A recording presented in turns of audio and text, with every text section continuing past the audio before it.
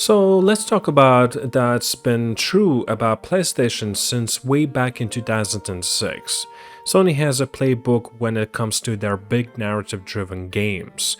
They introduce a new character in a fresh IP, build an emotional story around them, and then push to see how far that world can expand. That has been, well, working really well for them. Now think about it. Since Uncharted hit with Nathan Drake, most of the PlayStation first party leads have become iconic. These characters are more than just game heroes. They turn into faces of franchises, stars of the TV shows, and reasons for the fans to keep coming back. Characters like Ellie, Kratos, Aloy, and Jin Sakai aren't just cool leads, they're branding powerhouses.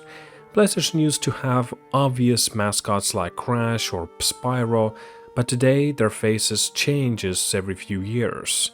And at one moment it's Kratos, then it's Spider-Man, then it's Cloud from Final Fantasy, and now maybe even Astrobot. And you know what? That's not a bad thing. In fact, it shows how flexible and wide-ranging the PlayStation identity has become. Naughty Dog carried that torch through most of the PlayStation 3 and a PlayStation 4 era, but now it's more of a group effort between the different studios.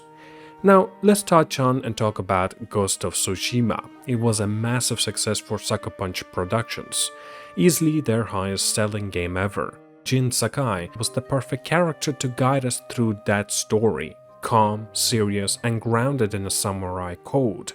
He was different from most PlayStation leads. Whereas others might yell, joke, or rage, Jin stayed, well, composed. That made him, well, perhaps somewhat interesting, but also challenging to write about. It's hard to create big emotional moments with a character who keeps everything bottled up.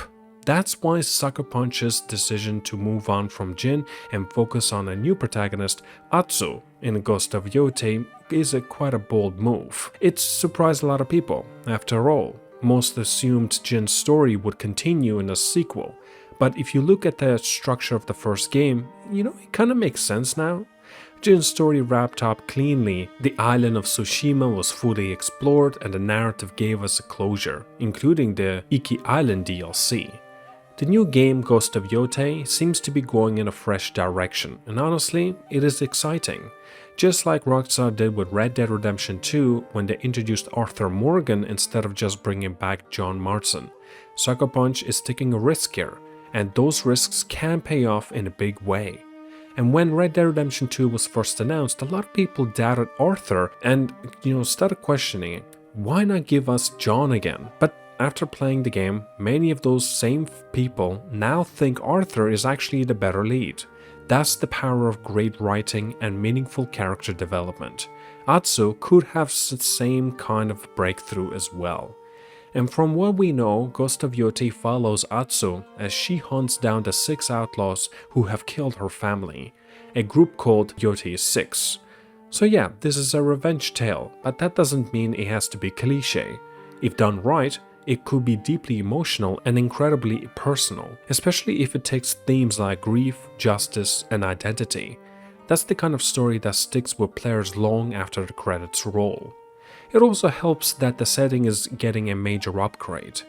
We're leaving Tsushima behind and heading to Hokkaido. This part of Japan is cold and wild. It's a setting rarely explored in games, which opens up some awesome opportunities for fresh storytelling and world building. It sounds like Sucker Punch is fully learning from its vibes of the Wild West, not just in the setting, but in the tone and style. So think Red Dead Redemption, but with a samurai. Even the music feels like a blend of Japanese and Western sounds. And that fusion could make Ghost of Yotei feel really unique. It's the kind of blend Japan has played with in film before. Look at the movies like Yojimbo or East Meets West. But it's not just about the story or the setting.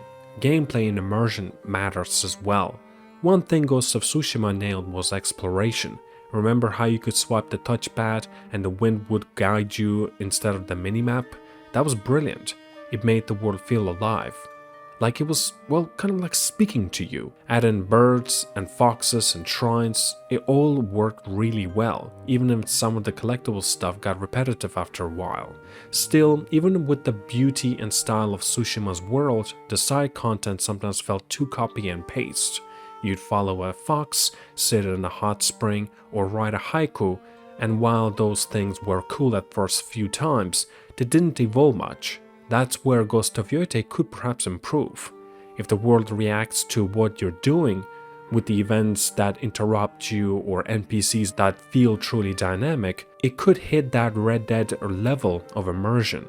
Imagine visiting a hot spring and running into another character or triggering a small scene instead of always hearing Jin's internal monologue.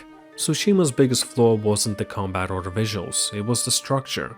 The main story didn't really get going until the final act. A lot of it was spent recruiting allies, and those quest lines followed the same formula. Help someone once, promise your uncle will reward them, and boom, they're in. It made some characters feel less unique, even though their longer quest lines were better developed. That's something Ghost of Yotei has a real chance to fix. Atsu's journey is personal, it's driven by revenge.